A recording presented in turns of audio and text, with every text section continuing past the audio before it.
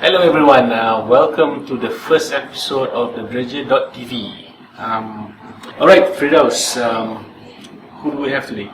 Okey, jadi untuk co-founder yang pertama sekali kita interview adalah Nadhir Ashafiq dari thelorry.com. Okey, thelorry.com ni membantu anda untuk dapatkan kod daripada inilah lori sewa ni. So, hanya beberapa klik saja anda boleh dapat 4-5 kod daripada beberapa lori yang berbeza lah. Jadi anda, lepas tu anda boleh tambah option nak ada pekerja ke macam mana ke kan, which is nak bonded truck ke ataupun truck biasa ke, macam lagi lah. Okay, let's have a watch. My name is Nadhir. I am the co-founder of thelorry.com. We are basically an online platform that connects lorry providers with customers. So the value is we enable customers to get at least 5 quotes in under 30 seconds and book a lorry within minutes. It started just very recently in September. So we're about 3.5 months old. The problem that we're trying to solve, right, is the first problem is actually price transparency. In this market, there is no set price. Because it is a willing buyer, willing seller market. Maknanya each provider have their own prices depending on efficiency, depending on their home base, depending on their mood. So actually different providers have different prices. So customers, if they want to know like the market price for a given route, they would actually have to call at least 3 to 5 providers.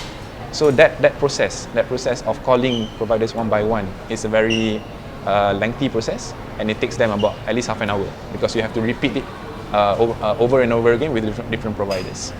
So what I do is I do the work for them.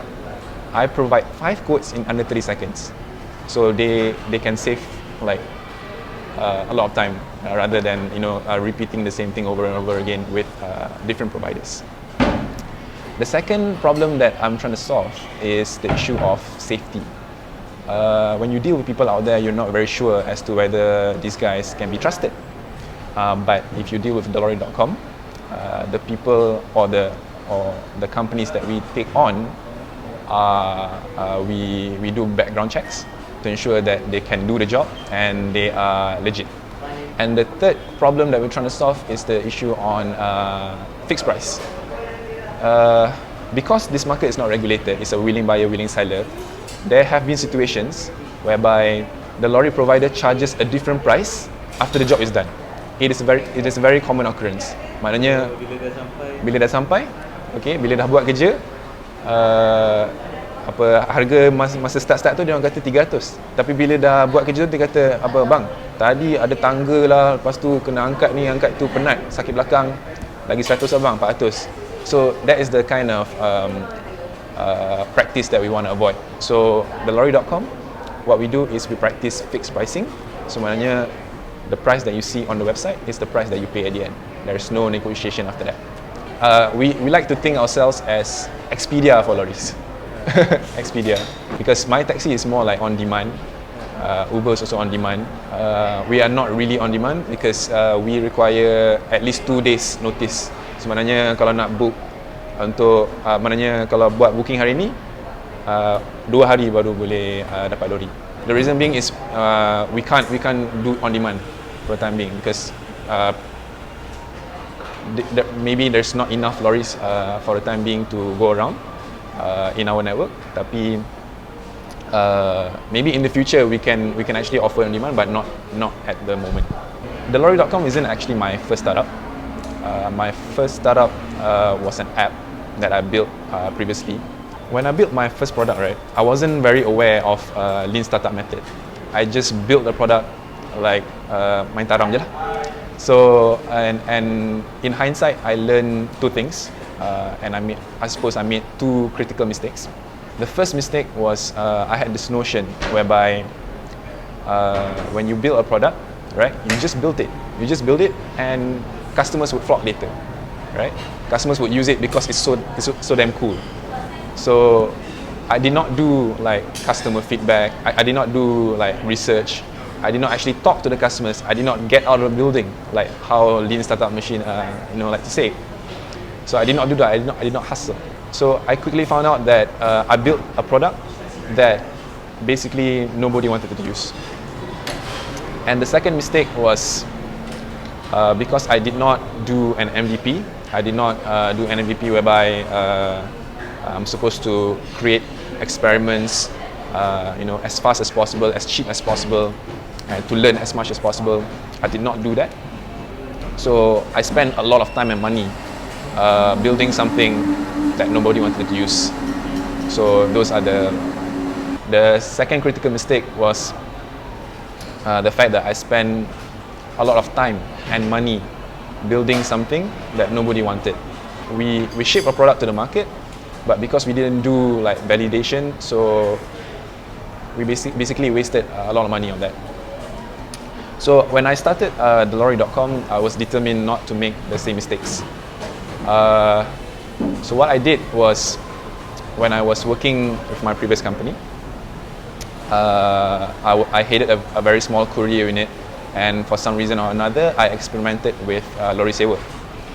So what happened was, I did a very simple advertisement on majalah.com saying that I do lorry sewa. And but at that time, I did not have a network of lorry providers. I did not have asset. I did not have anything. So what I did was I put the advertisement out, and when people started calling, I'll just take the details from them. Bang, nak pindah dari sini ke sini, okay.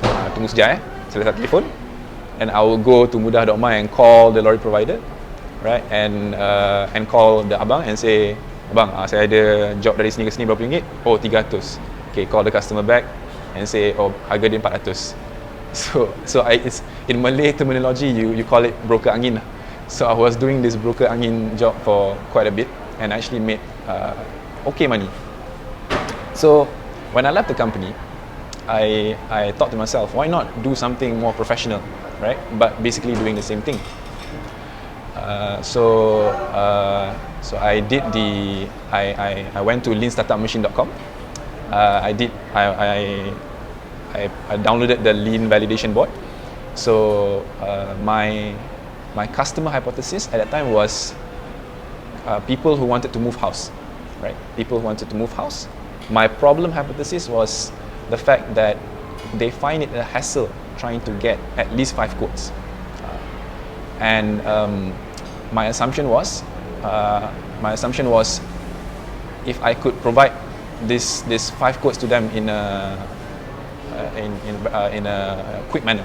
I used the concierge method, which is to actually build a product, and then my minimum success criterion is 10 paying users in 1 month. So with that in mind, I built my MVP, which was a very simple blogspot website. I learned enough HTML from Codecademy to just put simple pictures and text on the webpage. And I use JotForm, which is a very basic form builder to spit out prices based on user input. So when I built that, I used Google Ads to attract traffic, and actually those ads convert really well. Those ads convert really well, but the first version did not have much. It had 0 conversions simply because the form was too complicated. Right? Because you could only get prices, which is the key aspect of this whole exercise, on the 3rd stage of the form. And then also during this time, I hustled to find providers who want to join the platform. But after calling so many people, maybe about 10 or 15 people I called, only 1 or 2 were interested, right? And I managed to talk to one at quite a length, so for me to understand his operations and how he charges. So what I did, because my value is that I'm supposed to provide 5 quotes in 30 seconds, and I only had 1 provider. What I did was I created dummy providers. So I would put, okay, this provider, the one that I'm partnering with, I will put him as the cheapest, And then the second, third, and fourth will be fake providers that are like incrementally more expensive. So I create the illusion that this is, hey, this is five prices. You don't have to do any more research. Provider saya dah call provider online yang buat iklan di mudah.my, majalah.com. Saya juga dah call provider yang yang ada di pokok dan tiang lampu. Tapi pengalaman saya ialah setengah mereka ni mungkin mereka rasa teknologi ni terlalu alien. Bila saya hubungi diorang macam tak berminat sangat untuk sertai thelorry.com. Dan ada beberapa kes di mana bila saya buat meeting, diorang tak datang. Maknanya dah pergi ke restoran yang dipersetujui tapi tidak datang. Itulah antara benda yang agak mengecewakan. Tapi adalah satu atau dua provider yang we have served about 150 customers since September, and that averages to about 2 a day lah, or close to 2 a day, 2 bookings a day, and they are all paying customers, and I would like to actually scale it further to maybe 5, 6, 10 bookings a day. So that's when, if we hit that number, that means we will be sustainable as a business. At the start, we did a cash on delivery payment method, meaning after the job is done, they pay the lorry provider, and then the lorry provider would turn around and pay my commission. Maybe he would bank it in after 1 week, or some providers would actually bank it the night itself, depending on the provider. Recently, we introduced MOL Pay. So with MOL Pay, the customers can actually pay first, and then I would then pay the lorry provider minus my commission. Right now, we're putting both options, which is cash on delivery and MOL Pay. But slowly, we'll probably eliminate the COD option. Two things that worry me would be, number one, competition from well-funded companies. Well, if let's say, like you said, if let's say Rocket Internet decides to go into the lorry business, I think I might have something to worry about because they have unlimited marketing budget. But I suppose the way to sort of challenge that is to really create the lorry.com brand, to ensure that when people talk about lorries, they think about the lorry.com, and to constantly give customer service that is exceptional, and because we are basically a service company, so customer service is the utmost priority. And second thing would be, well, we were speaking about customer service, right? So the other thing that worries me is bad reviews or unhappy customers, because like it or not, there have been situations where customers are not happy with us because sometimes lorry breakdown. Lorry breakdown is quite common. And the other issue would be sometimes the lorry is late. So if lorry is late, maybe because of sometimes the lorry driver cannot find the place, right? Sometimes the lorry driver got delayed from a previous job, so the next job is delayed. So that's a very common occurrence lah. I hope that when customers get disgruntled or they're not happy with us, they don't take it online, because they don't put it on Facebook, because if they put it on Facebook and then they share it, oh man, then that would actually spell the death of us. Yeah, definitely regional expansion is in the plans, but I think we're really focused on Malaysia for the time being. Right now, our website says that we do Klang Valley area, Kuala Lumpur and Selangor, but I think this month we'll introduce other states, and once we are really strong in Malaysia, we probably, yes, we'll definitely look into expanding into Indonesia ke, Thailand ke. Okay. I think Lean Startup, the Lean Startup book by Eric, is a very good book on how to build your product. So Traction book, which is written by Gabriel. He's the founder of DuckDuckGo. Basically, you have a product framework, but you also need a marketing framework or the attraction framework. So the book is quite interesting in that it explains all the traction channels that you can actually go into. Paid ads, social media, PR. I don't have a favorite app, but I have a favorite website. That website is called producthunt.com. Producthunt.com is like a website where they display all the coolest products every day. So actually, if you're trying to do a startup and maybe you don't have an idea, maybe you can actually go there, and maybe localize whatever they're doing over there to Malaysia. Wow, that was an interesting interview, Firdaus. I mean, what I find really interesting is the way he hustle to get customers, to get traction. And I like the way that he does things manually first, before figuring out how to automate stuff. And I think growing organically is how you go about when you don't have enough money, right? You just try to do as much as you can, to get traction. Yeah. That's it. So sebenarnya masa interview tu pun dia masih lagi concierging manually. Masih ada take call, dan aku nampak lah dia memang buat, dan dia tak ada database apa benda semua. Info supplier lori sewa tu semua dalam buku latihan biasa je. Okay. Dalam tu je. Dan satu titik lah memang paling siot lah dia pakai lah kan. Growth hacking cara Nadhir Ashafiq dalam thelori.com ni memang tak ada lagi dalam mana-mana buku. Itu dia orang supply side dia tak cukup supplier, dia buat je supplier dummy. Nampak macam ada 5 supplier. That's what I said about hustling, right? I mean, do whatever it takes to validate the model, right? So I mean, it's great. Alright, so anyway, it's time for our picks this week. Yeah, pick of the week. Alright, so for me, I would like to pick a book, The 7-Day Startup by Dan Norris.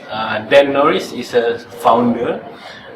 He has a company called WP Curve, it's where they do WordPress support, unlimited, 24/7. Right?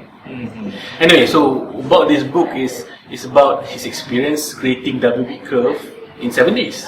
Oh, which is 7 hari. 7 hari, yeah, 7 days. And I find that, what? 7 days? Can you really do it? Kegebang, right? So is it like some horse story, right? But I think what he did was interesting. I mean, the key message here is that entrepreneurs, you need to do 3 things. You need to have a great idea and thought out well, and then secondly, you have to execute on that idea, and thirdly, you need to hustle what you need to do at that time, right? And he laid out a 7-step plan that you have to do daily. Okay, this plan starts from day 1, where you figure out what is the idea. Is the idea, can it be scalable? Is it a big market? And all those things. Day 2, you figure about MVP. We talked about a lot of MVP, right? Especially in startup, but a lot of people forget, or a lot of people do MVP and focus more on the M, minimal, right? But he talks about viable. So you need to be viable. That means your product has to be viable towards the customer perspective. I think that's very important. I think that's one lesson you should take into heart. And then on day 3, he said, like, you pick a name and register URL, right? And there's still some URL that is still useful out there. The 4th one is basically create a website in 1 day. Why 1 day? It's because then you focus on what is the business all about. Nothing fluff, no optimization. Focus on the business, and most importantly, you must have a pay, or the customers need to buy when you launch. It has to be there, right? And then day 5 is about thinking about your marketing plan, social media marketing, whatever marketing, podcasts, videos, whatever. But pick one, test it during your launch date, and which one works, double down on it, right? And then day 6 is basically calculate what's your target for your business. Right? It must be realistic. Now, of course, you cannot think about, I want to make 1 million in 1 day, right? It must be very realistic. And finally, on day 7, launch. Now, why he emphasized that you have to launch in 7 days is that anything you do before you launch is an assumption. An assumption is not validated, right? Yeah. So when you launch, and particularly the test criteria is when people pay for your service, then the feedback is the goal feedback. That is the true feedback that you want, and that will make your business fly further. Then you can change and react. That's the true feedback that we want to see. So, and how about yourself? What's your pick for this week? Okay, pick for this week. Jadi ni bila jumpa Nadhir itu cakap pasal Twilio. Twilio ni adalah servis API untuk SMS, MMS dan juga robocall. Jadi kalau anda develop web app anda sendiri, nak ada all these services, makan masa nak develop sendiri. So guna saja Twilio supaya anda boleh fokus untuk develop your startup and your product. Lepas tu dari segi harga sebenarnya comparable dengan pakai local SMS gateway dan API yang disediakan oleh Twilio lagi senang lah. Tak pening kepala lah. Kalau setakat nak hantar SMS notification, two-factor authentication, Twilio is the easiest way to go lah. Cost-wise macam? Cost-wise, harga dia okey lah. Sebenarnya lebih kurang sama je, 10 sen satu SMS atau macam tu. So basically, I mean, if you need a quick and fast and simple way to do it, might as well use Twilio and some of the services locally. Right? Sebab kalau local service pun, kalau nak harga yang murah tu pun, kena beli upfront kredit sampai RM20,000. Takkan kau nak spend banyak tu kan? Definitely not, right? Definitely not. You don't have that revenue yet, right? Tak ada kan? Okay, alright, awesome. Right, good pick. Alright, I think that's all for us for this week. See you guys next episode. Till then, Okay, jumpa bye bye. lagi.